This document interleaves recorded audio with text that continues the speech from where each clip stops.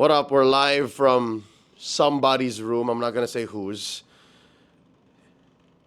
You see a little bit of a shoulder here, but we're gonna be doing 10 minutes with Yasu here, the newest addition to the M series talent pool for the international English stream. Yasu, thank you so much for taking time, man. 10 minutes is what we've got. We're gonna talk about it. Your experience so far in the M series World Championships. How are you, man? Well, first of all, thank you for having me, because it's my pleasure to be here. How's the M series for me so far? It has been an incredible and joyful journey so far. Yeah, I would describe it that way. Yeah, all right. I saw the pause there. All right. There, Hmm. I'm sure you look back at the past month. Yeah. That has been a storm, and I guess how was your experience? How was your casting? How was work? I think these are all questions that you've been asked. But how are you? How is Khalid? Well, Khaled is so exhausted and he is so stressed out, but yet he is so grateful for this opportunity.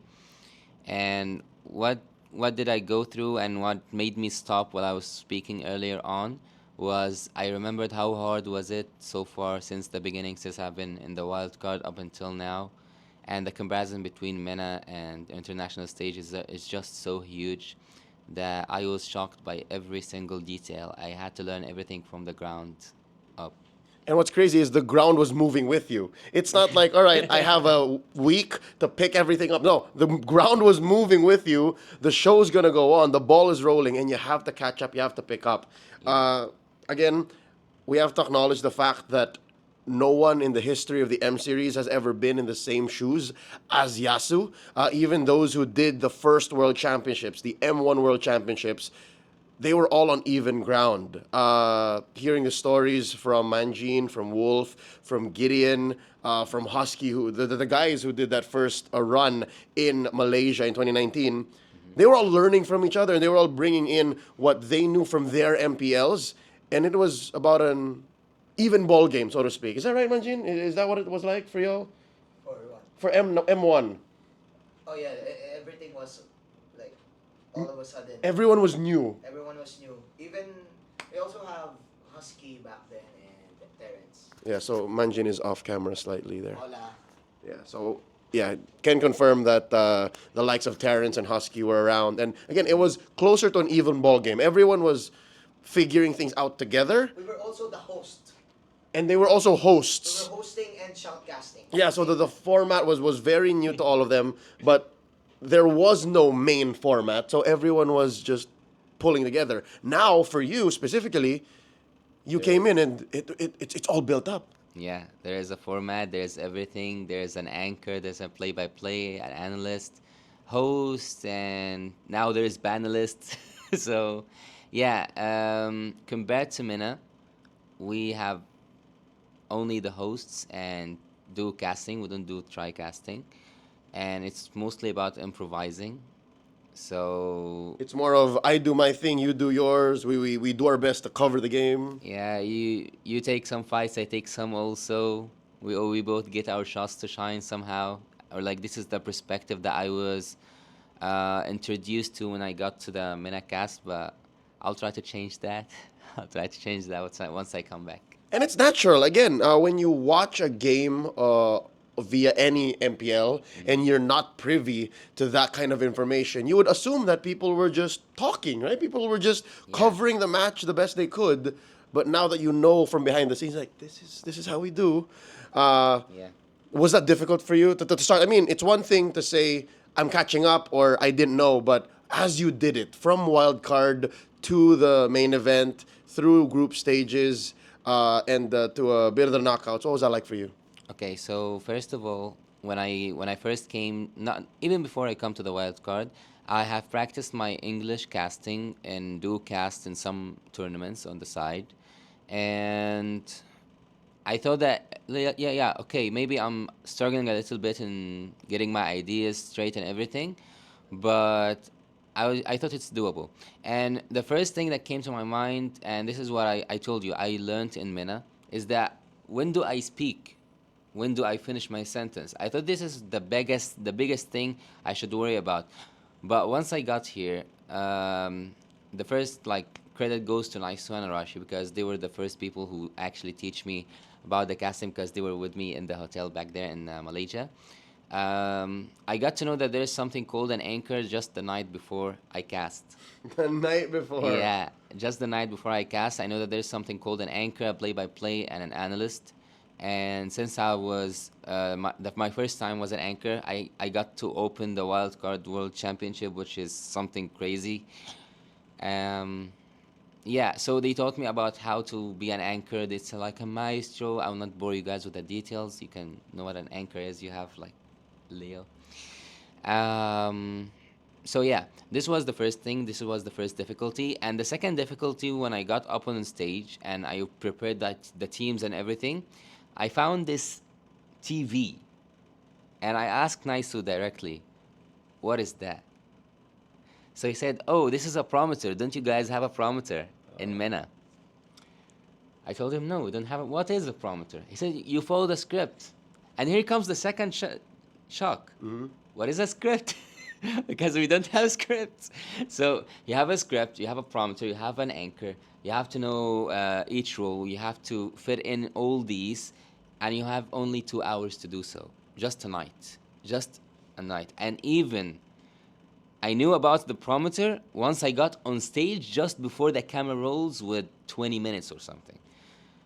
It's called voice rehearsal or like voice what? Voice check? Sound check. Sound check.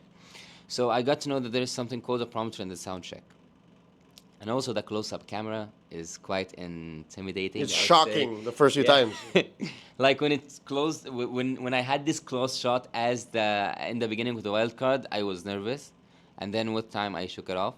So 3 days into the wild card, I didn't get to cast the last day, but I got the chance to be in the M series, and by getting here to the M series, I had a lot of preparation to do, like a lot of studying to do.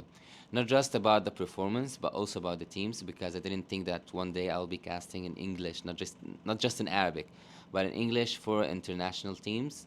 And I should be so responsible because I'm not only representing myself or my performance, I'm representing a whole region with multiple countries. And I wanted to make the people who made this decision proud of me. So I had a lot of load upon me, or like a lot of responsibilities upon me, that at some point I needed like into one of these preparations to prevent myself from speaking Arabic, hearing Arabic, or reading Arabic or writing Arabic. So basically, no Arabic for me, flat English, just force my mind to process and to work in English. How's that going? Um, Look, whenever I go back to speak in Arabic with my family, it gets a little bit hard for me to get back to my fluency in English. So there's a hard switch. Yeah. And actually, this hard switch happened in the third day of the wild card because, as I told you, one of my preparations was to prevent myself from speaking in Arabic or like dealing in Arabic generally. And I would say on record, sorry to my mom because she was a victim of this process. I haven't spoken to her ever since I've been on this journey Because she speaks to you in Arabic. in Arabic. And that gets in the way of that. That I triggers didn't- the switch. I didn't intend to not speak to her. It just happened. But because I was so focused in my own world, Yes. I didn't even think, oh, I should ask my mom or Yeah. I should care. All right. To be fair, I think Sorry. a lot of us in the business actually have that, and I'm super thankful to my mom and to my family that they get that. Sometimes I would leave messages out unread for days at a time because this career, this world, this industry takes up so much of your heart and your soul and your mind that for the people who understand and the people who support us, when they get to that point and they respect that and they understand that and they allow for that, when we come back around, it just makes it all the more important. So family time, there's a lot that I gotta make up for, that you have to make up for when you go home, back to Egypt. Which by the way, what are some of the things that you learned from your journey here, from your time in the M series, that you'll be taking back to MPL MENA? What are like a good solid 2 or 3 lessons like that you'll bring back and say, for sure, I want this to be the way we do things in MENA? So not from my personal experience, not just you mean work-wise or like casting wise. Either way, like, do you want to take back tri-casting to MENA? You think that's a good idea? Yeah. Anything like that? I want to bring tri-casting back to MENA. I want to teach them about the roles, even though I'm not like, I'm a teacher to them, not speaking, not saying that they are bad or anything, but they haven't been introduced to such work environment as I have been experiencing. So I will bring back the tri-casting. I will try to work on the script writing thing because we don't have that. Storytelling, super important. Storytelling and making a solid story, maybe dark horses and whatever. I will also bring back the understanding of TriCast itself. I will tell them each role. I'll tell them what to do and what not to do. Hopefully, they will listen. Will you tell them about Manjin? I'll tell them that I met the most handsome Filipino in the Philippines. What do you think, Manjin? Thank you. Anyways, I need to go, but before I go, can I request? Yeah. Yes. Can you, like, you're my first Egyptian friend. You are my first. I don't know about you, but can you, like, teach us a little bit of Arabic words? Like, He's my third Egyptian friend. no, he's my first. Okay. My first was Maro, Leo, and then And then me. Can you speak it? So there's this word that we share already, which called Yasta. Yasta means my bro, Yes. my friend. Yasta. Yasta. Mayesta. My Yasta. Can you use it in a sentence, full Arabic sentence? Full Arabic sentence. I really want to hear it, you know. So I will tell you, how are you, my friend? Okay. ازيك Yasta? Isaiah Fiesta. I'm good. See, I need to go, bro. Okay, bye, Yasta. Bye, How do you say Yasta. take care? How do you take care, Yasta? Yeah, take care. We also say bye Yasta. Say bye Yasta. Bye, Yesta. Bye. Bye, Yesta. Yesta. Ay, nice. Pwede ba dito? Dito? Pwede, sige, kahit Go saan. ahead. See you. Bye, Bye, Yesta. bye. Bye, Yesta. See you tomorrow. Manjin's also Yasta. Nice one, Yasta. Okay. All right, the Sioux man making a cameo here in 10 minutes with Yasu. Okay, so you were saying the roles, the concept of storytelling narrative. What else do you want to bring back? Giving value to the team fights, because a first blood is not like a double kill. A double kill is not as the triple kill or like a maniac or a championship winning moment. And also I will try to practice my tones, because I really need to work hard on that, and be short and precise. Yeah, these are the main 2 points that I need to work on. And thank you for those who told me that in the DMs. All right, I'm going to stop you there because I think that's something that I want to talk about before we move on. Sure. Your DMs, your socials, I'm pretty sure because of your outing now in the M series, I'm sure after day one, that started to blow up. Talk to us about that. Again, I know for sure it's no secret that you've gotten a good amount of love and not love. Yes. Right? So how did you take that? Well, basically, my fans from MENA, or I don't like to call them fans. I like to call them like my stream family. Your community. In my community in MENA, they are so proud of what I'm doing, and this gives me the positive energy that I need. But when it comes to criticism, I will not take criticism from the comment section, to be honest, being honest with you guys, because the age that this game is targeting is between 8 and maybe like 30 and above. So at some point, there's a kid behind the screen who doesn't understand what I'm doing, With or a he doesn't keyboard. yeah, or like anything, and he just like curses me or my mother or like anything.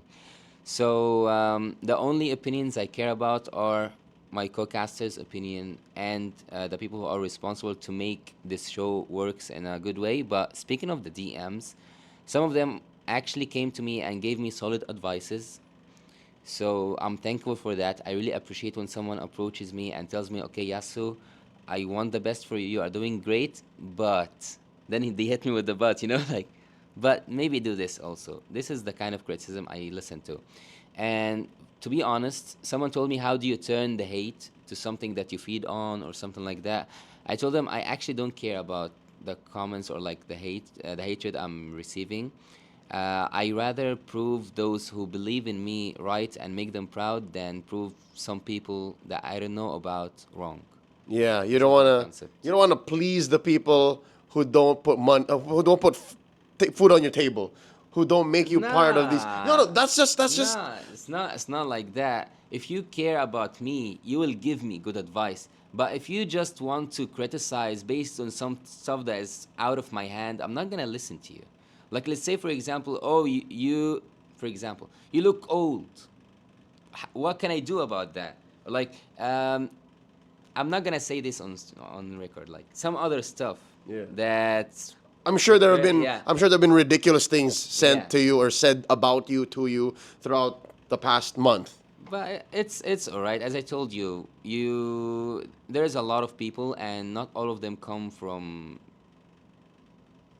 how can I Good say, places. good places. Yeah, because as I personally take criticism and comments from people who put money on my food, I was writing money on my food, who put food on my table, people who I share the table with, and people who again care about what's on said table. You know what I mean? So it's very clear. And again, I find also the comment section to be very toxic. But when people really want to tell you something important, They come to you. they will. It will find its way to you. Yeah. Right. So again, I'll tell you now, Yasu, Mm-hmm. you're on the right path to dealing with that, but it doesn't get any easier. Yeah. Years down the line, best believe it's gonna get worse. Yeah, I think it's gonna get worse. And some of the stuff I really learned during my journey here is to accept the differences and to accept the culture differences. So I've had a lot of weird, awkward conversations, but I learned a lot about how to accept people's perspective and respect it. You don't need to take it in by heart, or you don't need to agree or disagree with it. Just accept that they come from a different world that you don't know about, with a different story, different background. And I'm speaking about any sort of background. You just need to accept them because this is what made them who they are today. Yeah, and again, now that you're on the English desk, the international stage, you're serving the world. It's gonna matter more. So best believe there are people who are listening who come from a different world that again, you said you've never heard about, you don't know how what their life is like. So you have to serve that least common denominator. You have to find the most similar thing that'll make everybody as much as possible happy and entertained. Yeah, which is really hard to be honest because everyone have a different taste and everyone loves a certain type of casting, a certain type of vibe. Some of them want the desk to be funny, others want it to be serious, Insightful, technical. technical, go in depth. Why aren't you talking about the numbers of the items of the?